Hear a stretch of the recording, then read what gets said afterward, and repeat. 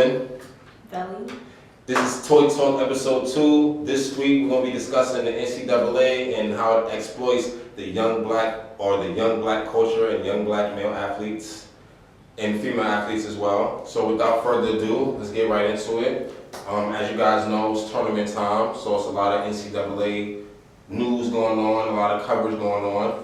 And basically, we just want to talk about how these billion-dollar industries are basically getting all of this money out of the student athletes. Do you know about how it works and stuff? Okay. So basically these kids come up from middle school and high school, whatever. They play in basketball, football, whatever. So if you're good, if you're good in school, you get the special privileges, you get to travel or whatever. So kids that are really good, next level good, basically they get scouted by big companies, brands, Nikes, Adidas, and big colleges and stuff. So if the kids are dominating on the middle school level and the high school level, they get college offers, so they can come to the school, hope, possibly help the team win, bring in revenue, jersey sales, all things like that. So basically that's what's really going on. That's the basic idea of the whole college thing, and it works for all sports.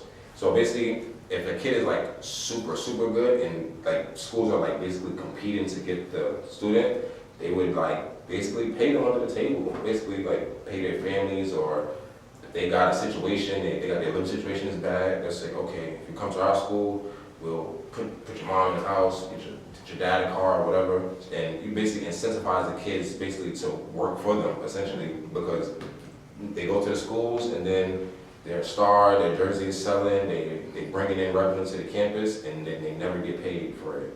Never get paid for anything that they contribute. Now, most people say that their scholarship is their pay, which is cool, I guess, but most of these kids are going to school for 1 year, 1 or 2 years. So, how much is the scholarship worth if you're really only going for a year? How much are they making off of them compared to tuition?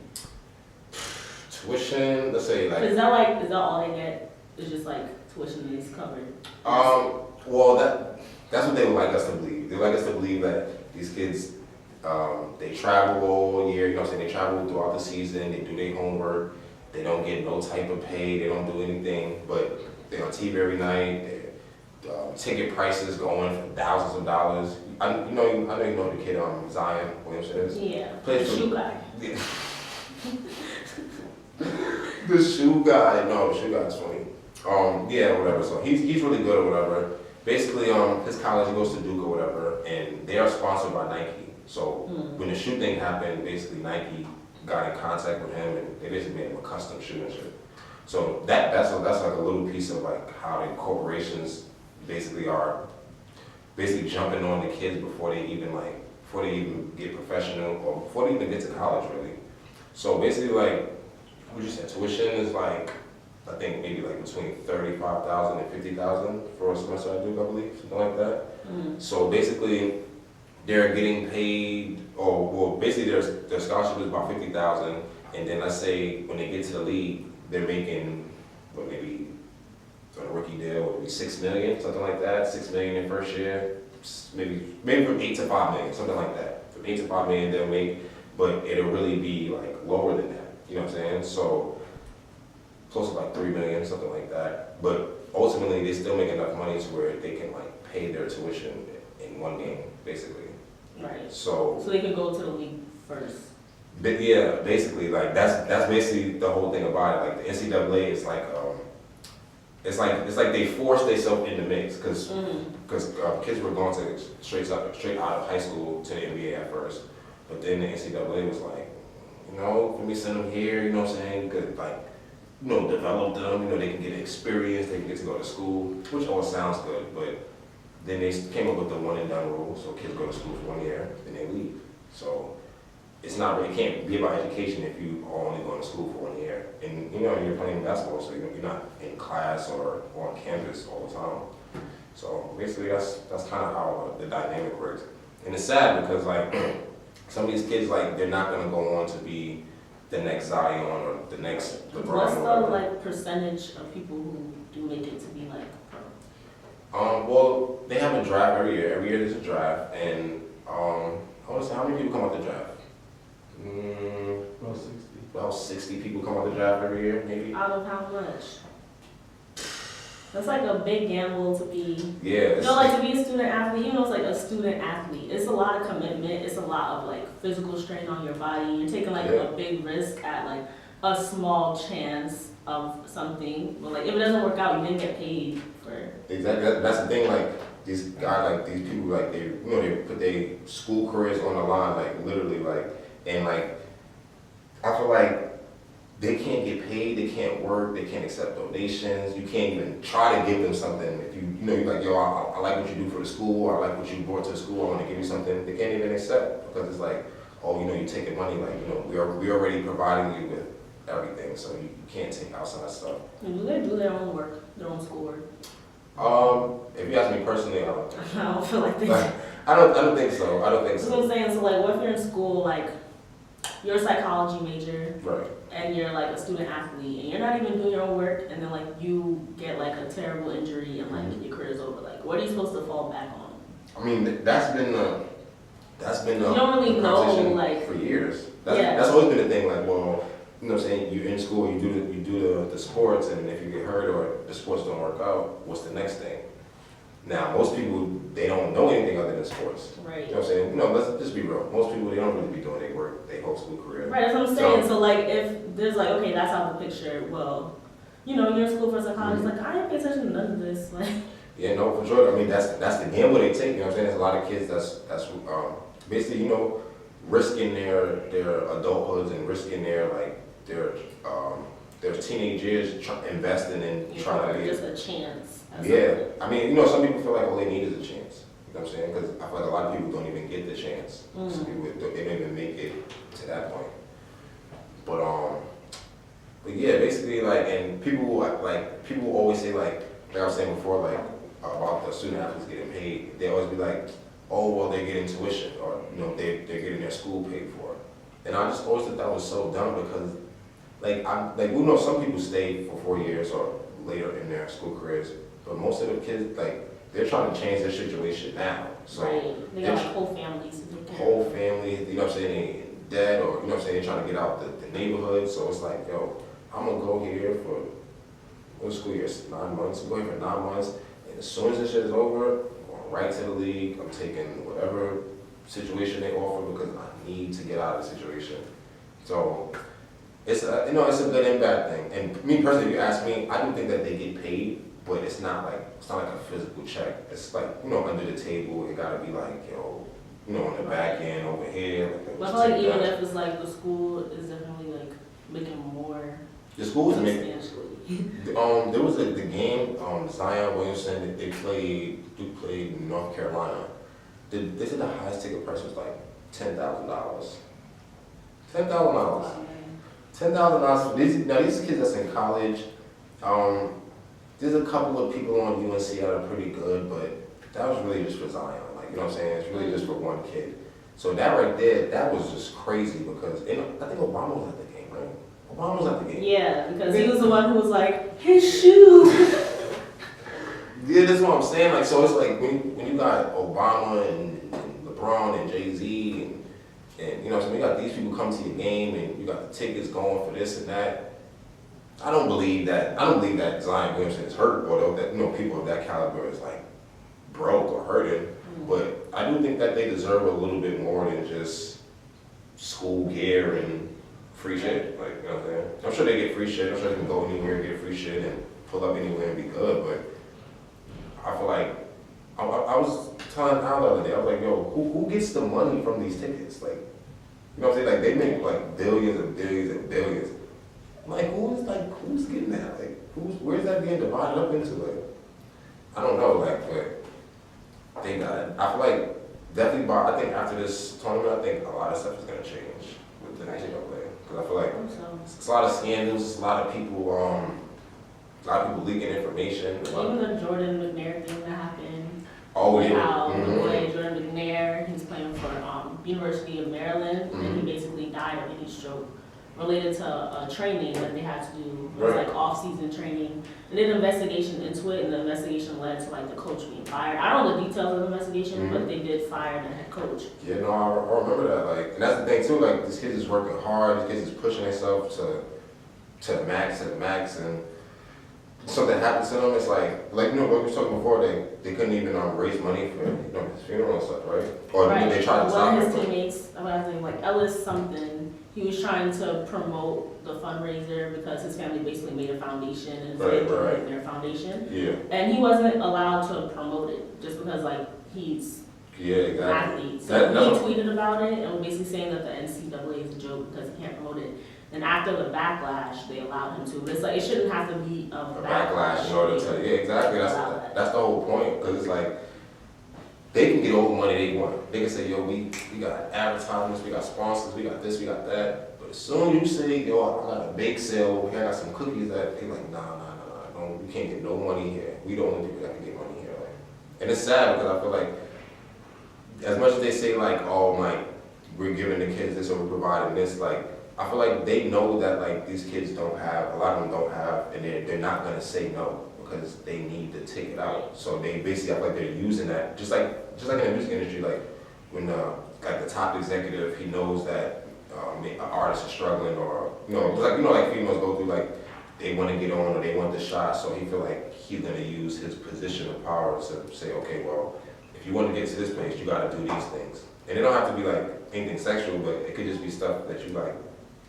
Like, you know what I'm saying? Like, why do I have to like go through this just because you're using the power dynamic on me? Like, and I feel like it's the same thing with like I don't want to call it, they're not owners, but like the people who are like organizing the NCAA, people who get in the money, because I know the coaches get paid.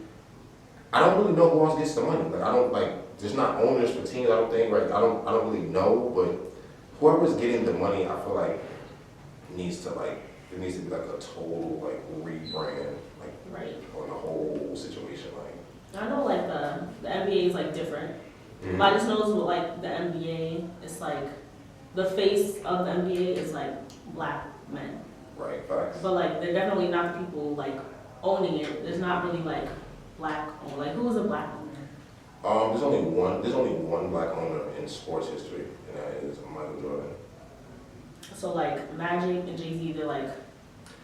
They were like I said, Jay-Z was a co-owner, so like, you know, he brought the Nets to Brooklyn. That was a big deal. Magic Johnson is president of basketball operations. Magic owns the Dodgers, I believe, too. He's a partner of the Dodgers. So I guess you could say Jordan and Magic, but no, those are like the two of the best black people we've ever had walk the earth. So it's like. And the thing is, like with black owners, you always know like what they did. They had to like dominate in a certain industry for years and like be like the best or one of the best and like have a certain legacy to them, just to own like part of what like these white people own. It's like, what do they even do? I feel like a lot of it is like generational wealth. Like their father owned whatever, and then the father's like, hey, you want a team? While like Jay-Z dominated rap for years, Magic was like one of the best. It's like you have to be that much better. Yeah, for sure. Like, because, you know, we used to go back, black people haven't always been like the best with business, you know, because we've been held back financially. So when it comes to stuff like that, it's always the people on the other side that's like, oh yeah, well my dad owns the LA Kings, so I'm gonna just work for him until I'm 17, and then I'll just own it. Like, you know what I'm saying? So there's always been like that. It's like you said, like for us black people, like we have to have the highest, the best, most qualified, the top of the top. I said we have to be twice as good to get half as much. Exactly. Just like even with Obama. Like I think he was like the most perfect black dude you could find. Like, you know what I'm saying? Like, they still found issues. Yeah, you know what I'm saying? It's like he was like, yo, this is the best guy we could find. It's like, you know, they're always gonna find something, and I think I like that the NBA actually has Michael Jordan. It's not a lot, but it's better than like NFL and like baseball and shit. There are no black people in those like situations. So, you know, they like you always see about like this owner said this, or this team president like said even this with or Donald that. Sterling, like how he owned the Clippers, but like hated black. That was that, and it's always makes like you wonder, that. like, well, most of them think like that. They just didn't get caught. Yeah, like, you know, like I said, and I'm sure it's not all of them, because I feel like some of them Right. Like they're like, hey, like, these guys is, these guys are great. Like, I don't dislike I them. think they're great when you can like kick your foot up and like let them do all the work. Yeah. Of course they're great. I love Of course, it. like, that's what I'm saying. Like, yo, for me, we gonna get this money. Listen, I'm getting money, y'all getting money. Hey, we good. Like, Right. Some people don't really see like what's so bad about it. Like not with the Yeah. NCAA, but like with like NBA and these things, it's like these people are making a great living. They are making like a lot of money. yeah, that's the only problem with the NCAA, because like in the NBA, it's like, all right, ultimately these guys gonna get paid, and they work, they put the work in, you get paid. You know what I'm saying? You go home, do your job. That's what you really ask for. Even with that, it's like you're sacrificing a lot. Just like when you think of like black people being successful and like making a lot of money, like you mostly think of like sports and music. And like Right. both those things is a lot of, especially sports. I feel like it's so much of a sacrifice. It takes such a toll on your body, being away from your family. Like there's people who like bouncing from team to team. They have a whole family like that has to figure out like it changes their life. Like anytime someone goes to a different team, it changes like the whole family's life. Exactly. It's like your knees is gonna be bad. Like it is a lot of like strain and sacrifice just to like. Yeah, it's great that they can make a lot of money. When you think about like white people, like who make a lot of money, a lot of them can make money in a lot of different ways, like through help of like their reputation or generational wealth. They don't have to take like as much sacrifices. Oh, you talking about like the actual physical labor, basically. Yeah, it's of like work. the money, like amount of money that athletes are making, like how much sacrifice goes into them, like having to make that amount of money versus like the owner is making like 3 times as much as that. Oh, like in quick, like on the. And they're like, what are they really sacrificing? What are they doing? Like, they have a way better quality of life as far as like time to do other things and like not sacrificing their physical, but they're making like way more money. Right.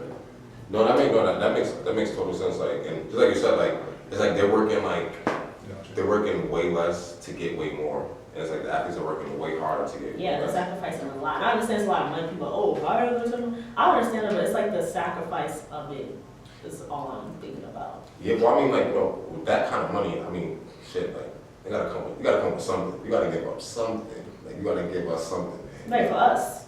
Yeah, what I'm saying, like, Not for them. that's what I'm saying, like, you gotta give up something. Like, you gotta give up the time, energy, like, you're gonna be working, like, or you're gonna have to travel whenever we say to ship you to fucking West Motherfucker, like, so.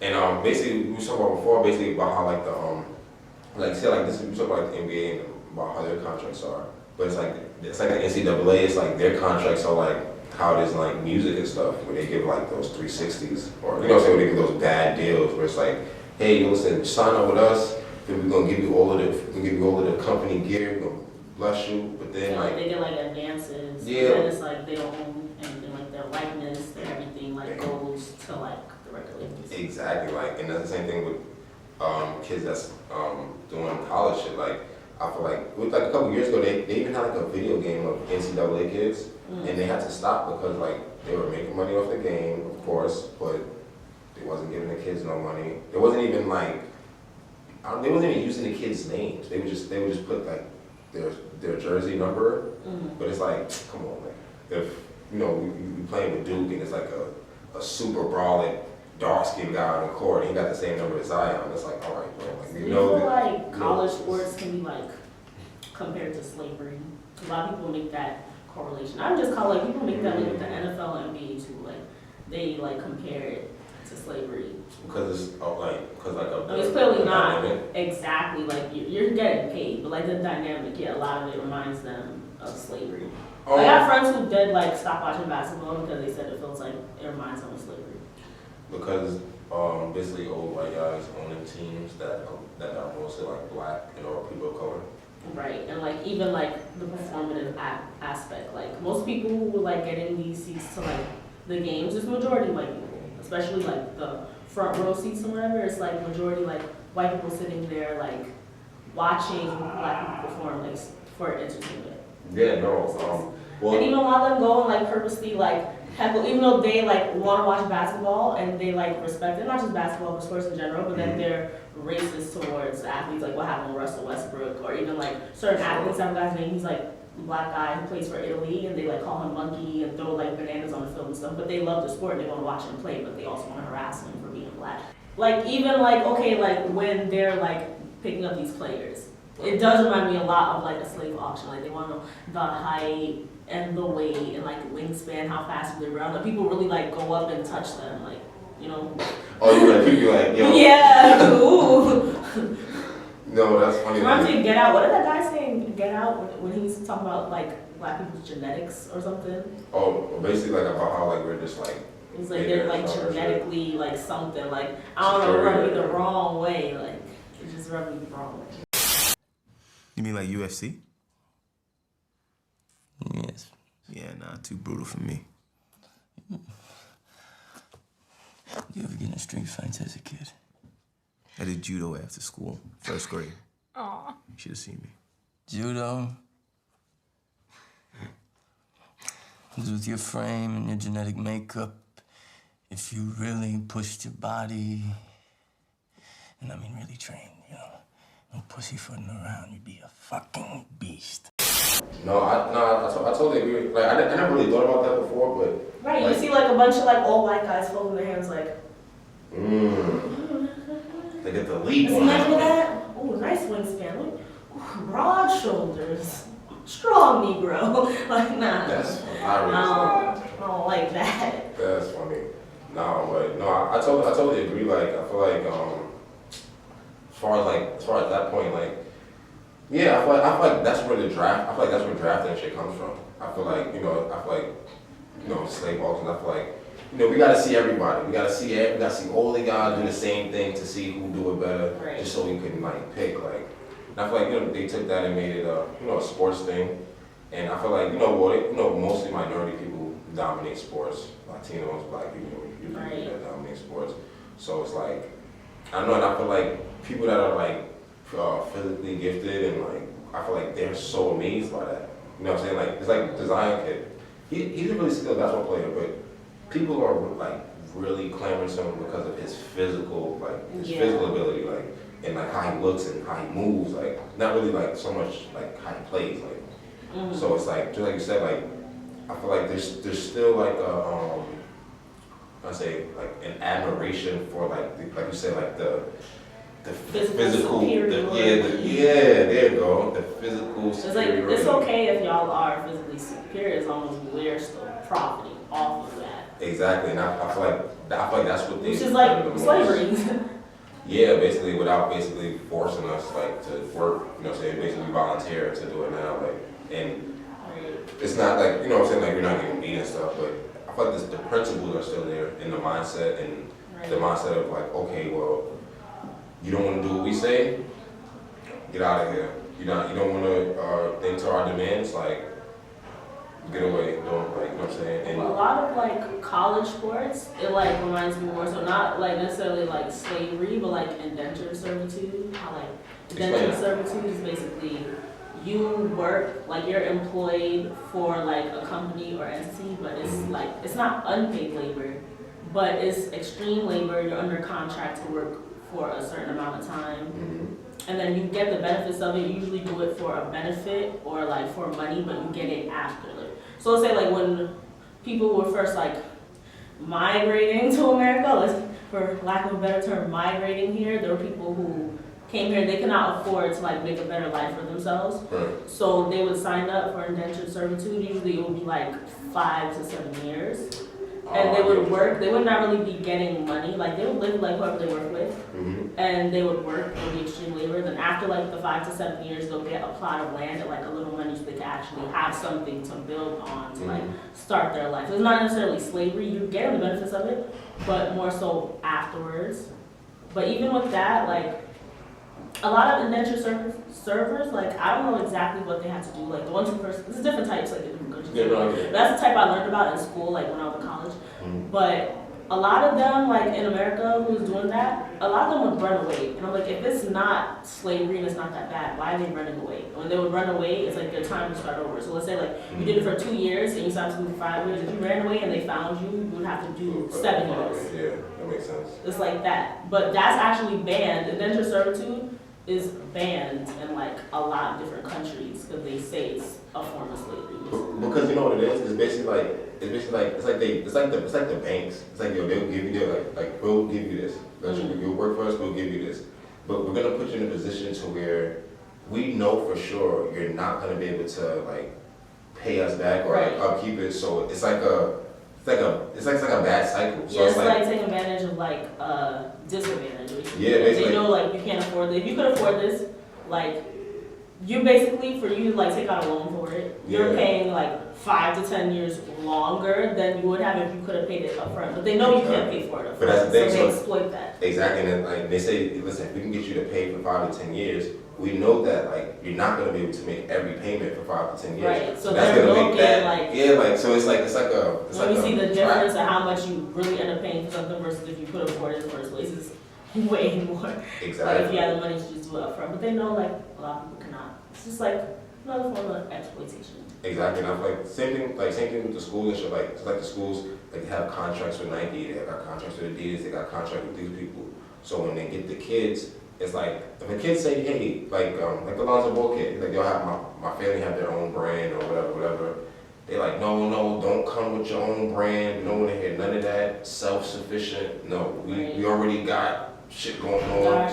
Yeah, we already got money being made. They already cut a check for us. Nah, we need y'all in whatever it is that we're supporting. So I feel like that's another thing too, like about the what you call it, indentured servitude. Yeah. Yeah, I think that's another thing too. It's just like they have the kids work or they have the kids providing a service, but then it's like you now have to like do the service in our way. So yeah, like, and they're like being like, oh well, they want this thing, they're gonna get it, but it's like, yeah, but like it's for lack of a different option. If there was another option, they wouldn't do that. Exactly. They would say, oh well, at least they're getting this thing, but it's like you're taking advantage of that. You're working them like crazy, like it's like first like to get something like after years later, but you're taking advantage. Like if they had a different option, they wouldn't do it. You know, I get it. I mean, like I said, and I don't want to make it seem like the NCAA is bad or like sports industry is bad or things like that. It's definitely not. It's definitely a wonderful experience. It's definitely.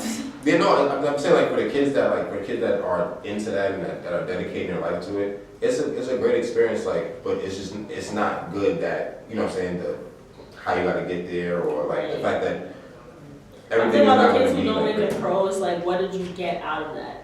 That's my whole thing. So it's a good experience. Like if you sacrifice so much, you're going to school, like you're working so much, you're not really focused on your studies, and you get an injury, or you're just like not good enough to make it to pro. You didn't get paid for all those however many years you were like working hard towards that, and you have this degree, and you don't even know how to work within that degree. Like, but you know what's funny? I think what not enough kids do or people that are into sports, I think that when they're done playing, some of them do, but I think that a lot of them don't like look at other fields within the sport. So like just like music, like if like I'm an artist, it's like if I don't ever put out a hit song, like I would like to do something else in music, like be an executive or be a marketer or be a coordinator or something like that. You know what I'm saying? I feel like a lot of kids don't have that like that thought process. Like my knees fucked up. All right, you know what? I'm gonna be a video coordinator for a team, or I'm gonna be a stat guy. I'm gonna be, you know what I'm saying? I'm gonna do something like that to stay in the game. I feel like once like your main focus is done, it's like like for me, I don't do nothing. I don't want to commentate. I don't want to talk about it. I don't want to write nothing down. I don't want to work. But you feel it would be easy for a college student to. I feel like if it's like an NBA player, like it would be easier if you played in the league and then you have like a career-ending injury for you to go into other things. I feel like if you're just like playing college, like I don't feel like it makes it easier for you to get into those spaces to do other things within the sport. I think it actually makes it easier because I feel like being on the team or being involved in that, you know the people. So like the video coordinator guy, you know him. You have to go and talk with him. So I feel like those are the people you have access to that you can say, you know what, I might not go to school for video coordinating, but I want to stay around the game. I love basketball. You know what, let me go link up with my video guy and let me just learn from him. Let me just see how he do it. Because, I might not be able to, upkeep my play or be able to play at this level. But, there's a guy right here, so I could learn a few things from him. I could see, like, hey, you know what I'm saying? I might want to do that, get some information from him, something like that. Yeah, I just feel like for like the students who don't make it pro, like it's gonna be a hard adjustment. But then even for the ones who do make it pro, right? I just think pull up in front of me, right? According to an article, 2009 Sports Illustrated, it says 70% of NFL players are either bankrupt or under financial stress within 2 years of retirement. And an estimated 60% of NBA players go bankrupt within 5 years after leaving their sport. I mean, that makes all the sense though, because how much they be getting, millions and millions of dollars, and then once they stop playing, they're not making millions and millions no more. Right. So it's I'm sure they was living, if you're making 30 million, guess you're living on $10 million, I guess, to spend. So it's if you're not making 30 million anymore, there's no way you have 10 billion to spend. That's impossible. And that goes to the people too who are oh well, they're getting paid so much, so how can you compare it to this and that? It's they're getting paid so much, but majority of them are going bankrupt within 2 to 5 years. Yeah, a lot of them don't. That doesn't add up. A lot of them don't have they don't know financial literacy. Financial literacy. A lot of them don't have investments. A lot of them are just living. They don't know about business. Yeah, so it's just in college when they're supposed to be learning about stuff, they're just focused on sports, and sports is all they know. And when that's over, they don't know really what to do. They haven't learned fundamentals of life that you should know as an adult. Yeah, but not all. So, like I said, some kids take the initiative while I'm here, I'm about to learn. I'm really gonna do my work. I'm really gonna learn this, or I really have a passion outside of basketball, so I'm gonna, you know what I'm saying, get myself situated over here. But I'm still gonna, play ball and do what I do. But I think that's the new wave of athletes and kids now. Kids now are understanding okay, I can do this right here, but I want to, you know what I'm saying, I can do this at the same time. They feel they're learning from the people who came before them. Yeah. Yeah, I feel like kids now are taking the blueprint from LeBron and Kevin Durant and Magic Johnson and Jordan. They're saying okay, we can be athletes, but we can also do this over here. We can also do this, yeah. And even like you said about the people that don't make it, I feel because we're so connected now with social media stuff, I feel you can still be involved. You can still be involved with the team. You can still do this or that, even if your dream goal of playing or coaching or whatever doesn't quite pan out. I feel there's enough room now to where you can always help and you can always be involved now. Copy. So what do you think the solution is to all of this? Y'all thought I was joking, I'm dead ass. In the summertime, it's gonna get hot. It's gonna get hot for the NCAA. They're gonna have to reboot a lot of this stuff. You're gonna have to look at a lot of people, a lot of these dollars that's floating around. You're gonna have to get answered for. So ultimately, I think that what's happening now as far as the basketball, the NBA G League is now going to be taking kids straight out of high school, and they have some type of money situation where they're going to pay them a certain amount, develop them, and so yeah, that's why the NCAA is going to be the last resort in a little while. So I feel anything any way it goes, regardless of how it changes in the future, I just feel just making sure. I mean, that could be the person's prerogative, but if they are going to school or anything like that, they should be making sure to at least be learning about financial literacy and business and stuff like that, so they be better prepared for if things don't work out, or even if it works out when things end, how to budget accordingly, responsibly. That's for sure. I mean, you see LeBron, he got all of the business savvy, so it won't hurt you to say I'm gonna learn how to get my business in order and still play ball and do my thing. I feel those go hand in hand. Just like music, you gotta be able to do music and put out music. Ron got school, he's a basketball player, and he's a hip-hop historian. Okay, that's it. He does it all. Yo, that's all we have for today. I'm Yesterday. I'm Belly. This is episode 2 of Toy Talk. Thank y'all for coming out, man. And follow Toy Records. Oh, follow Toy Records. Hold on. Follow, yeah. Hold on. Bing!